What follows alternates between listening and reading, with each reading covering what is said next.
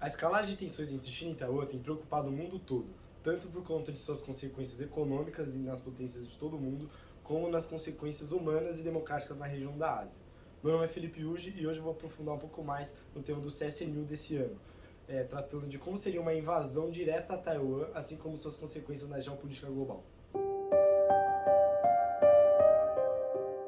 A reunificação de Taiwan tem sido uma das principais preocupações do Partido Comunista Chinês desde seu 20º Congresso, em que o presidente Xi Jinping tem adotado medidas mais agressivas com relação à Ilha de Formosa por meio da estratégia de Zona Cinzenta, em que são feitas atividades mais agressivas com relação à ilha, mas sem se envolver em uma guerra aberta. Essa estratégia envolve ataques cibernéticos, campanhas de desinformação, ações em ilhas vizinhas reivindicadas por Taiwan e exercícios militares de intimidação. Entretanto, o que mais se destaca são as invasões chinesas à Air Defense Identification Zone, ou Zona de Identificação de Defesa Aérea de Taiwan. Nesse espaço exige que o piloto se identifique. Caso isso não aconteça, Taiwan assume que se trata de um ataque chinês. Isso é feito constantemente nesse território para sobrecarregar as forças aéreas de Taiwan e também serve como treinamento para os pilotos chineses, mesmo que não aconteça nenhum ataque. Partindo para uma esfera mais constitucional, em março de 2005, a Assembleia Nacional Popular criou a Lei de Antissecessão, que, dentre outras coisas, define que, caso Taiwan tente afirmar sua independência ou uma possibilidade de uma reunificação pacífica falhe, a China vai adotar de meios não pacíficos para reafirmar a soberania e integridade de seu Estado. Esses são um dos principais artigos da Lei de Antissecessão. Artigo 2. Existe uma só China no mundo. Tanto a parte continental como Taiwan pertencem a uma só China. A soberania e a integridade territorial da China não permitem a divisão. Salvaguardar a soberania e a integridade territorial da China é obrigação comum de todo o povo chinês, incluídos os compatriotas de Taiwan. Taiwan é parte da China. O Estado não tolerará em absoluto que as forças separatistas que perseguem a independência de Taiwan separem a Taiwan de China sob nenhum pretexto e de nenhuma forma. Artigo 5. A adesão ao princípio de uma só China constitui a base da reunificação pacífica da China. A reunificação do país por meios pacíficos corresponde mais aos interesses fundamentais de todo o povo chinês, incluindo os compatriotas taiwaneses. O Estado fará todo o possível com a maior sinceridade para materializar a reunificação pacífica da pátria. Depois que se materialize a reunificação pacífica do país, Taiwan poderá aplicar sistemas diferentes aos da parte continental, desfrutará de um alto grau de autonomia. Artigo 8. No caso de as forças separatistas que perseguem a independência de Taiwan atuarem sob qualquer pretexto ou de qualquer forma para provocar a separação de Taiwan da China, ou se ocorrer importantes incidentes que impliquem na separação de Taiwan da China, ou se as possibilidades para uma reunificação pacífica terem sido completamente esgotadas, o Estado empregará meios não pacíficos e outras medidas necessárias para proteger a soberania e a integridade territorial da China. O Conselho de Estado e a Comissão Militar Central decidirão e executarão os meios não pacíficos e outras medidas necessárias, como assinala o parágrafo anterior, e informarão imediatamente ao Comitê Permanente da Assembleia Popular Nacional. No entanto, é importante destacar que a China provavelmente utilizaria de bloqueios e outras medidas para pressionar Taiwan a uma negociação em vez de fazer um ataque direto a ele. Primeiramente, a China provavelmente se apropriaria de ilhas periféricas a Taiwan, mas que ainda fazem parte de seu território, como a ilha de Matsu e a ilha de Qing, que por apresentarem uma proximidade grande com relação ao continente, são consideradas grandes ameaças ao território chinês.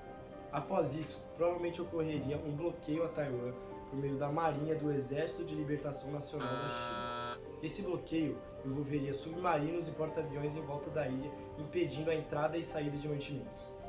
Apesar de essa ser uma estratégia relativamente pacífica adotada pela China, isso provavelmente geraria uma resposta dura dos Estados Unidos da América, que provavelmente faria um bloqueio comercial na região do Oceano Índico, mais especificamente na região do Estreito de Malacca, localizado na Malásia. Isso, ao longo prazo, geraria uma crise energética na China, já que grande parte do petróleo chinês passa por essas rotas comerciais.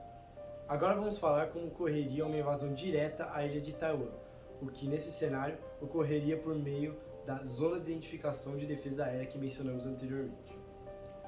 Vamos supor que durante essa invasão um caça chinês invadisse a Zona de Identificação de Defesa Aérea e primeiramente ele não estaria sozinho e ele estaria acompanhado de diversos outros mísseis guiados em um ataque extremamente coordenado. Partindo da província de Fujian, esse ataque teria como alvo tudo que Taiwan possa usar para se defender, como navios, radares, bases da marinha e prédios do governo. É importante ressaltar que esse ataque ocorreria de forma muito rápida e muito coordenada por parte do exército chinês. Pela geografia da costa ocidental de Taiwan, que é uma planície, essa região seria de fácil reconhecimento do exército chinês, o que limitaria a possibilidade de contra-ataque de Taiwan. No entanto, Taiwan ainda assim enviaria tropas para as praias ocidentais com o objetivo de plantar minas e preparar barreiras para evitar o avanço das tropas chinesas. Enquanto isso, a ilha de Formosa mobilizaria seu aparato militar para atacar o território chinês. Além disso, a China colocaria em prática ataques anfíbios nas praias ocidentais de Taiwan, que foram diversas vezes treinados em situações de invasão no exército chinês.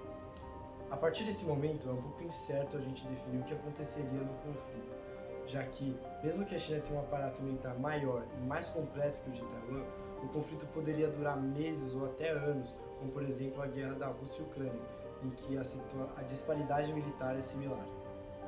Além disso, nós temos que levar em consideração outros fatores importantes, como por exemplo o conhecimento da geografia da região, algo que os taiwaneses têm como grande vantagem com relação à China e que foi determinante em diversas guerras ao longo da história. Um exemplo é a Guerra do Vietnã, em que os Estados Unidos, mesmo com um aparato militar maior e mais completo, perderam a guerra por conta do conhecimento da região por parte do exército norte-vietnamita. Dessa forma, os Estados Unidos ainda poderiam desempenhar um papel fundamental na defesa da ilha. No entanto, vale destacar que o envolvimento direto dos Estados Unidos apenas aconteceria provavelmente caso a China atacasse diretamente uma de suas bases na região do Pacífico, que estão localizadas no Japão, na Austrália, nas Filipinas e na ilha de Guam.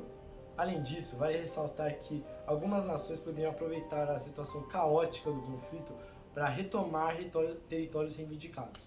Bom, senhores delegados, essa foi o nosso aprofundamento de como seria uma invasão direta à ilha de Taiwan. No entanto, é importante a gente destacar que é difícil fazer os tipos de previsões que foram feitos no vídeo, por mais que eles tenham sido embasados em artigos feitos por especialistas do mundo todo, já que apenas um detalhe em alguns dos acontecimentos da guerra pode gerar um resultado completamente diferente no final do conflito. Por isso, a gente ressalta que é importante a pesquisa individual de cada uma das delegações, assim como a leitura completa do guia de estudo disponibilizado por vocês pelos e-mails que a gente enviou quando foram revelados os países do comitê.